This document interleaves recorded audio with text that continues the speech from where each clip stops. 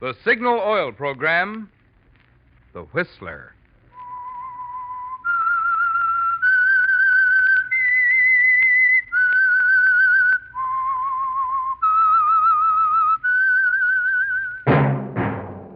That whistle is your signal for the Signal Oil Program, The Whistler.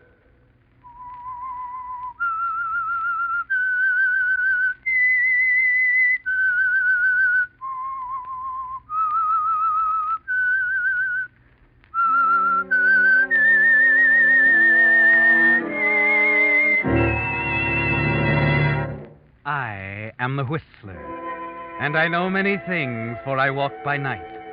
I know many strange tales hidden in the hearts of men and women who have stepped into the shadows. Yes, I know the nameless terrors of which they dare not speak.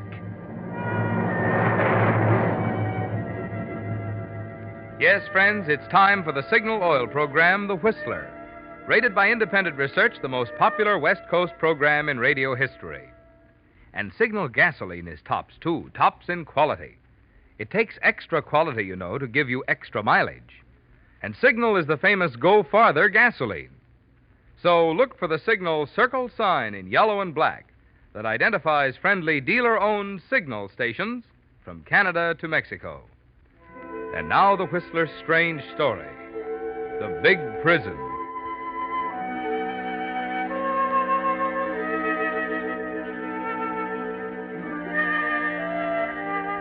To John Emerson, it was more than a nightmare. The sounds, the images flashing across the black background of his mind were too real, too terrifying. At first, nothing was clear to him, but gradually he seemed to be back in Ketchikan, Alaska, his mind going over and over that first chance meeting with Willard Crofton. Pompous, jovial, boring Willard Crofton.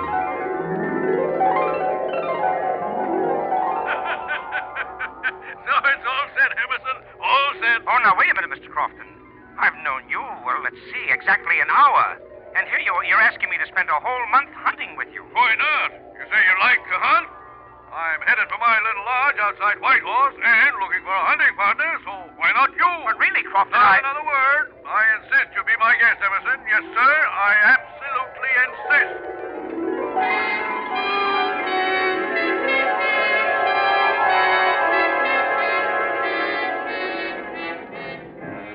Yes, John, you know that chance meeting with Willard Crofton was the beginning of it. But as the liquor boils up again in your brain, you're sure there's more, something much more important, far more terrifying. You grope back over it all again, forcing yourself to remember. That's a good one, Emerson. A good one, huh? There was the long, tiresome trip to Crofton's lodge. The days, the weeks wasted looking for game that just wasn't Go there. ahead, shoot, Emerson, shoot. No, wait, it's just an old stump. And always Crofton with his foolish jokes and his guns. How'd you like that one, Emerson? Great one, huh? Shoving another highball into your hand. Oh, have another one, John. And another. Bottoms up, John. Then suddenly in a rush it all comes back to you, like acid in nitroglycerin.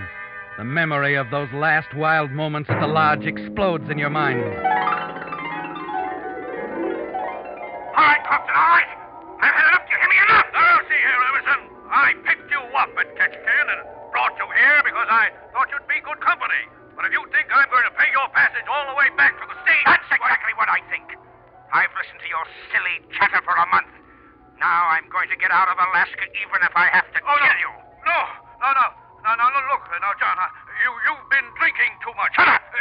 Your fingerprints will be all over that gun. John, put it down! Put the gun down! Then it's gone in a red flash. The nightmare, the visions, the spinning, dizzy, sick feeling.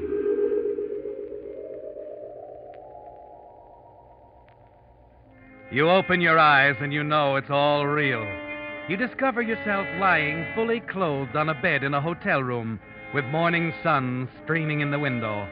But before complete panic can overtake you, you're stopped by the sound of voices, Real words from real people coming in over the open transom. I tell you, Joe, the telegram's addressed to Willard Crofton. And I'm telling you, he's still asleep, and I'm not going to wake him up until it's almost time for his train. What's going Yeah, on? but Joe, the wire's marked deliver personal, and we're supposed to deliver it. Two guys. Look, I'll deliver it personally when he wakes up. Now, what difference does it make? Don't ask me, Joe. I don't make the rules. You're sure it's Mr. Crofton? Crofton? Sure it is.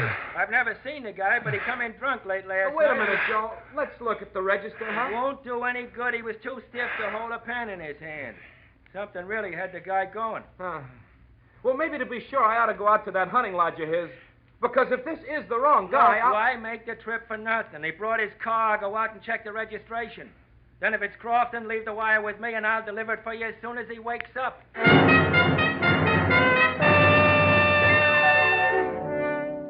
You're on your feet now, John, piecing it all together, weaving dizzily over to the dresser, wincing at what you see in the mirror. Then your eyes drop down and you grow tense at what you see. Greenbacks all over the place. Crofton's wallet, his papers, his railroad and steamer tickets. Well, it's Crofton's car, all right, Joe. What didn't I tell you? Just leave the rest to me. Oh, son of a gun, I don't know. This telegram still says, deliver personal to Willard Crofton. Okay, be a sap if you want to. Go on, make the trip all the way out to the lodge. You cling to the edge of the dresser as for the first time the full realization hits you. If that messenger goes out to the lodge, you know what he'll find, John. Crofton dead on the floor and a dozen wide-open clues pointing straight at you. You begin to think clearly, rapidly. What you need is time. Time to get out of Alaska before the body is discovered. And there's one way to do it. One way that Crofton's lodge might go undisturbed until spring. You tense yourself and take the plunge. I hate to wake the guy up. He come in late. Someone out there looking for Crofton? Yes. Well, I'm Crofton. What is it? Oh, telegram for you, Mr. Crofton. Mark, deliver personal. Oh, okay. Just a minute.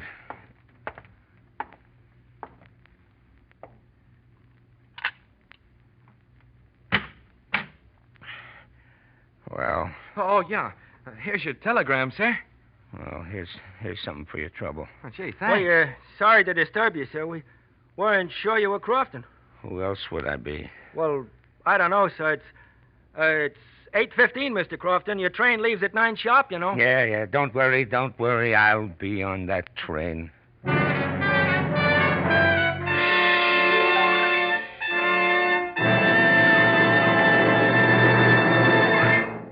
With the prologue of The Big Prison, the Signal Oil Company is bringing you another strange story by The Whistler. You know, out here in Hollywood, where The Whistler is produced, an actor or actress often becomes so famous for some one feature, such as the legs or the body or the voice, folks often overlook the fact that they're also very great at acting. Well, it occurred to me that it's much the same with Signal gasoline. Signal has become so famous as the Go Farther gasoline, many folks forget what makes that good mileage possible, the quality in Signal gasoline. In fact, the best yardstick of gasoline quality is mileage. You see, the only way any gasoline can give you better mileage is by helping your motor run more efficiently. And when your motor runs more efficiently, naturally you enjoy quicker starting, faster pickup, smoother, knock-free power. The kind of performance you expect from a quality gasoline. That's why we say to be sure of the tops in gasoline quality. Just remember two things. One, in gasoline, it takes extra quality to go farther. And two, Signal is the famous Go Farther gasoline. And now back to the Whistler.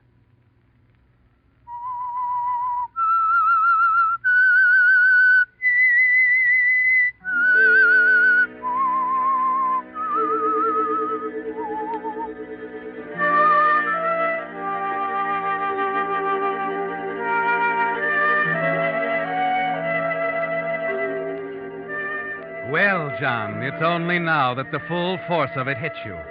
The thing so many men have felt about the North in years gone by.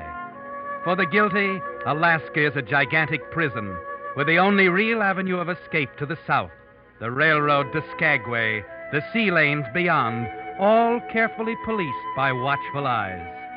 You have only one hope now, to escape this Alaskan prison before Willard Crofton's body, with all the evidence pointing to you, is discovered. Going back to cover up would be too dangerous, and that means 5 terrible days traveling on Crofton's tickets. 1 day by train to Skagway, 4 days by boat to Vancouver.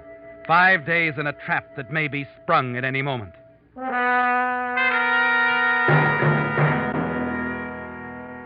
The telegram delivered to you in Crofton's name says only, "Leave today as planned, signed Williams."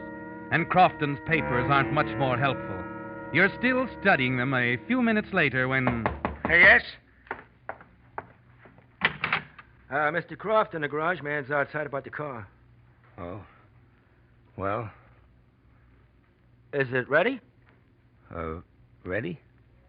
To be put up for the winter. Oh, yes. Tell him to go ahead. Good. Your baggage is in the lobby. Oh, yes. Have it taken to the station, will you, please? Here you are. Oh, thanks. How long till train time? Let's see, 30 minutes. Well, I'm a little tired. I guess I'll wait here till just before the train leaves. Well, how about breakfast? No, I'm afraid there's not that much time. I'll have lunch at Bennett anyway. I'll wait till then. Well, it's up to you, but knowing the White Pass and Yukon Railroad like I do, I'd never leave Whitehorse with an empty stomach.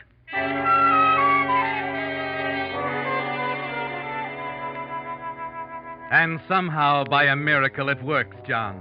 The last-minute dash to the train, the creaky ride to Carcross, then lunch at Bennett, and the dizzy, winding descent to the little village of Skagway, nestled under a glacier at the water's edge. You tell yourself the worst is over, that there's no reason for anyone to go to Crofton's cabin, no reason why the body won't lie there undisturbed until spring, 6 long months away. You begin to relax in Skagway as you walk into the steamship office to check your reservations. Now, let's see your ticket. When does the boat leave? Tonight at 7. Oh, Crofton. You remember me, Pat Carroll. I talked to you on the way up. Came in about 3 weeks ago, didn't you? Oh, yes. Sure. You were with another fella. Or, say, wait a minute. Guess it was your pal I talked to. Yes, it must have been. By the way, where's he? Oh, he decided to stay up there for a while. Oh? That's funny. Told me he was due back in the States in a few weeks. Guy can change his mind, can't he? Oh, sure. Fix up the tickets, will you, please? Oh, say, I know why he's staying up there, sure. What do you mean? Well, your partner, Mr. Crofton.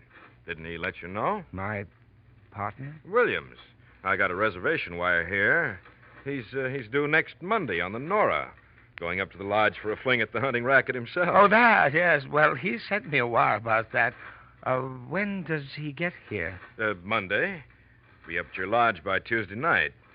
You think you might change your plans, Mr. Crofton?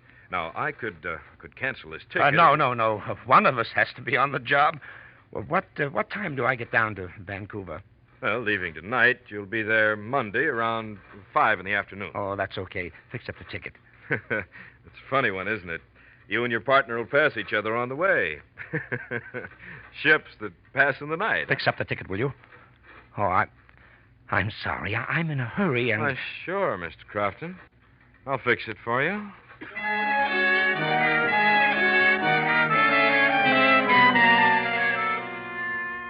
Well, John, it's going to be a race now, isn't it? A grim kind of a race, as you move southward on the Louise to Vancouver and freedom, as Crofton's partner comes north on the Princess Nora over the same route, bound for that cabin and the awful discovery that awaits him there. And if that happens before you reach Vancouver, John, if he arrives while you're still impersonating the dead man, one quick radiogram and it'll be all over. And you, John, the murderer of Willard Crofton, will be apprehended in a matter of minutes on a ship at sea with no escape.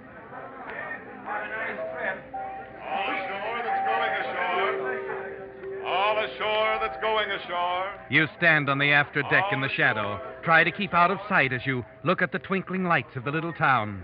The ugly docks, the rock cliff plastered with tourist signs. It seems an age before the deckhands get busy with the lines and passengers begin to drift forward to their cabins. Another part of it's over, John. The vessel moves out into Lynn Canal. The lights of Skagway recede into the night. Excuse me, sir. Oh, yes, steward. Your name, please? Crofton. Oh, yes. Willard Crofton. Would you follow me, please, Mr. Crofton? I'll show you to your cabin.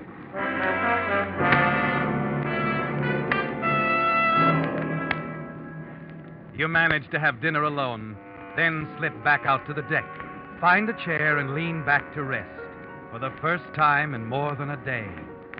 You're tired now, terribly tired, and you're thankful for the darkness, the soothing slap of the water against the sides of the ship.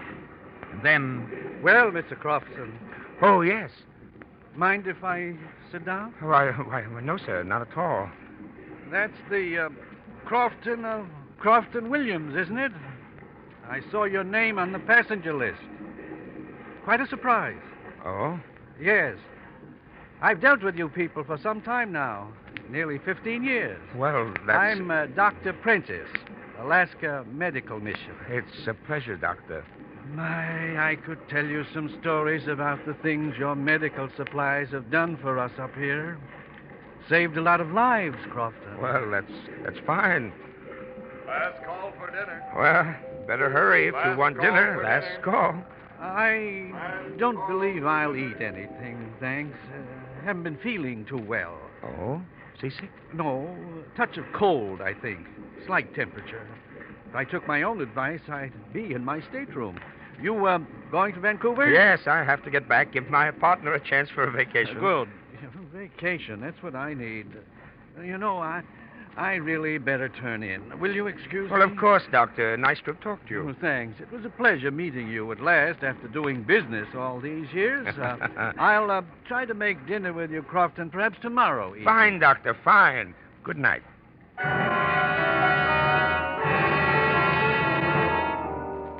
A sense of relief sweeps over you as the little doctor walks away, and you turn, thankful there were no slips. There can't be any slips, John, because you're on a very delicate schedule. Only 12 hours stand between you and disaster, the narrow margin that will separate your arrival in Vancouver from the arrival of Crofton's partner, Williams, at the cabin in Whitehorse. You know you must be off this boat and out of Vancouver when it happens. The doctor, mercifully, keeps to his cabin for the next few days, and you're alone now at the rail of the Princess Louise as she slides into the dock at Ketchikan. Oh, Stewart. Yes, sir? How long do we tie up here? About an hour, sir. Well, I think I'll go ashore, stroll around a bit. Yes, everybody does. Both boatloads. Huh? Both? Yes, sir. That's the Princess Nora there at the dock. The Nora? That's right, sir. She's headed right back where we came from. Oh, anybody on board you know? You'll have plenty of time to see them. No, there isn't. Anyway, I've changed my mind. I'm going to stay aboard.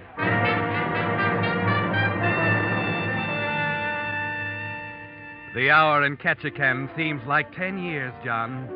It's ironic, isn't it? You and Williams in the same town. Williams on his way north, where he'll find his partner murdered. You on your way south to find freedom, with a slim slice of time, only a few hours still tipping the balance in your favor. And then finally, the tension eases a little, and you stand at the stern rail of the Princess Louise, watch the Nora back slowly out of the harbor, and steam away toward the north.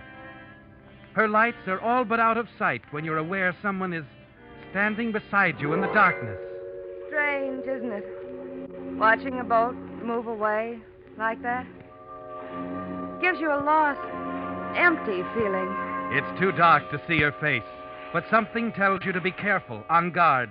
You turn away slightly, but the girl is in a mood to talk. It's like being separated from someone in a crowd. You wonder if you'll ever see them again. It is something like that. In that boat. Going where this one came from. What's it like there in Skagway, I mean? Oh, did you just come aboard? Yes. This is the farthest north I've been. Oh, it's much the same. Not as many people. Oh, you live there? No, Vancouver. Seattle's my hometown. Be nice to get back. Seattle? You know someone there? No, I don't. We have relatives in Vancouver, too. You know anybody named Lockwood? I came from a large You going inside? Yes, excuse me, please. It's the wind. my throat. It's dangerous for me to be out here.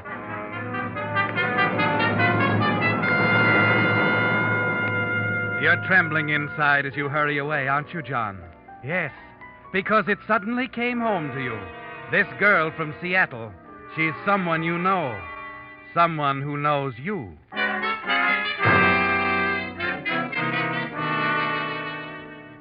You can't reach your stateroom soon enough as the realization sweeps over you. Lockwood. Of course. Helen Lockwood. You met her not 3 weeks ago in Ketchikan. But you mustn't meet her again and give her a chance to remember your real name and expose you as a masquerader. It's 2 days, John, but on some pretense, you've got to remain in your stateroom until the boat reaches Vancouver. Steward, Yes, sir? if you don't mind, I'd like my breakfast served in here in my stateroom this morning. Oh, certainly, sir. Oh, you feeling all right, sir? Oh, it's nothing serious. If you'd like the ship's doctor... No, I tell you, it's not serious. I'm just playing safe. Yes, sir. I'll bring your breakfast right away, sir.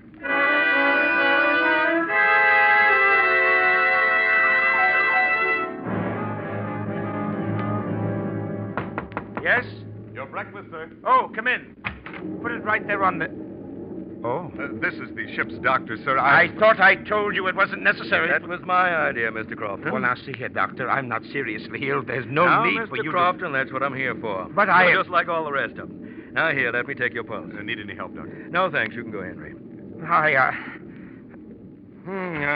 Let's see. Might as well get your temperature, too. A sense of anger mixes with fear as the doctor stands over you.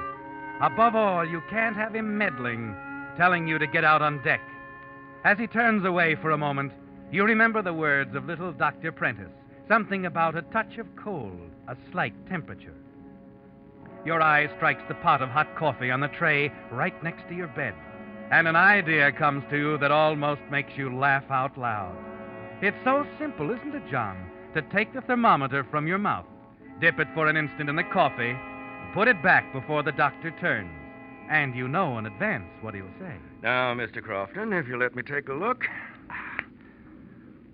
102. Mr. Crofton, I'd say you should stay right in bed for a while. Nothing serious. Oh, I don't think so. However, I'm glad I checked. Well, I'm sorry I was short with you, Doctor. Oh, I'm used to you businessmen. You never want to stop for anything. I do want you to rest for me, though. We're only a day and a half out of Vancouver. Well, don't worry, Doctor.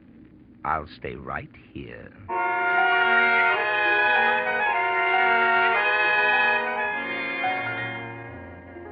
Yes, John, you accept the doctor's orders graciously. And when your stateroom door closes, you slump back completely relaxed for the first time since you awakened that morning in the White Horse Hotel. Only a day and a half now to Vancouver, and by the time Crofton's body is discovered, you'll be on your way to one of 1,000 places where you can disappear completely. And again, you almost have to laugh out loud. It was a pot of coffee and a fever thermometer, John, that assured your escape from the big prison.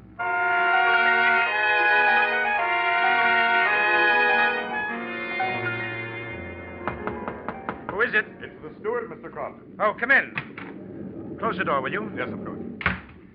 We'll be in Vancouver in 2 hours, sir. Do you need any help getting your baggage? No, I'm feeling much better. It's no trouble at all, sir. A matter of fact, if you wish, they'll even have an ambulance down at the dock. Oh, for you. no, that won't be necessary. Well, you know best, Mr. Crofton. Well, it won't be necessary at all. No, Stewart, as soon as I reach Vancouver, I'm going to be perfectly all right.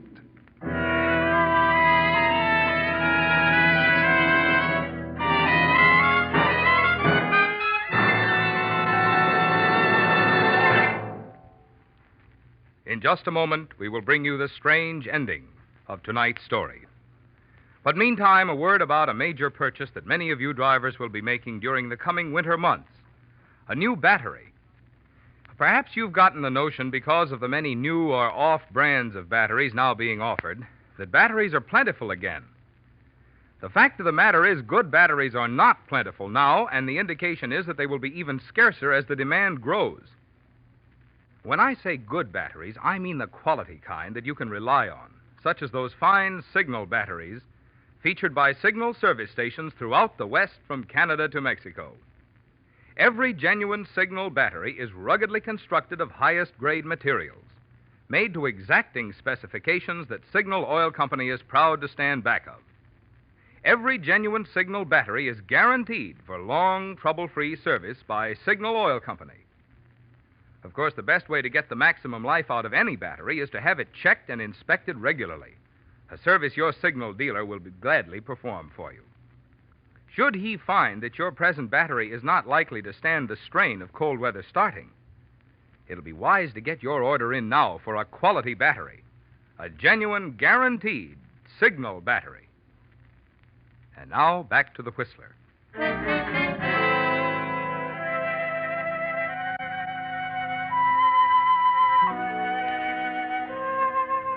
Well, John, it's almost over.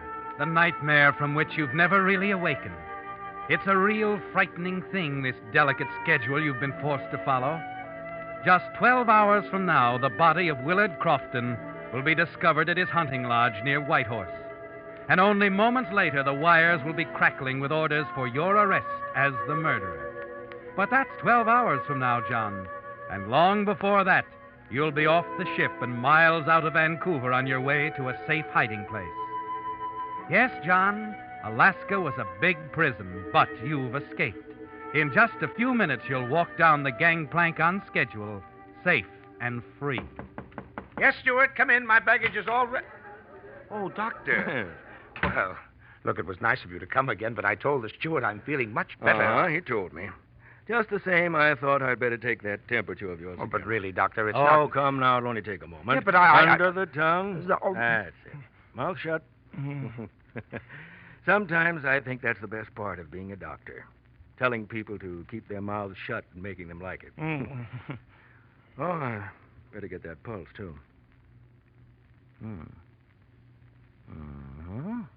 Oh, not bad at all. Little rapid, but that could be nerves. All right. Let's have a look at that thermometer.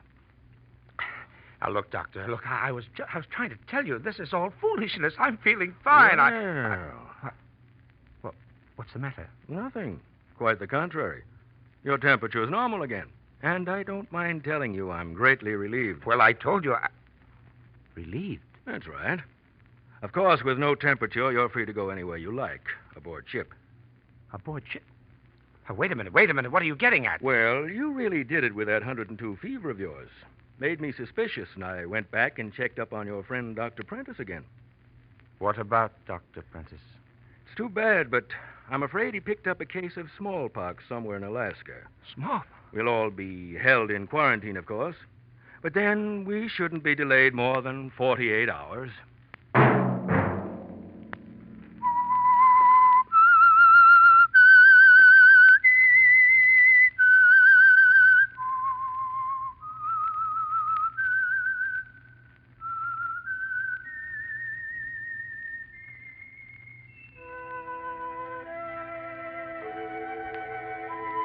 Let that whistle be your signal for the Signal Oil program, The Whistler, each Wednesday night at this same time. Brought to you by the Signal Oil Company, marketers of Signal gasoline and motor oil and fine quality automotive accessories. Signal has asked me to remind you, to get the most driving pleasure, drive at sensible speeds, be courteous, and obey traffic regulations. It may save a life, possibly your own.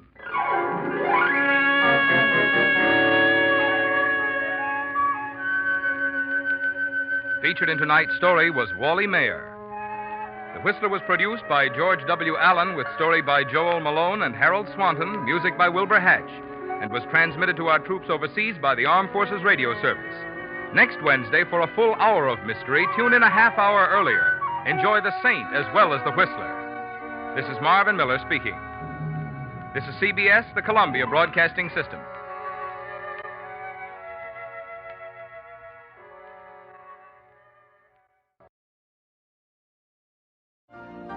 You've been listening to the OTR Gold Network. Find more classic radio at otrgold.com.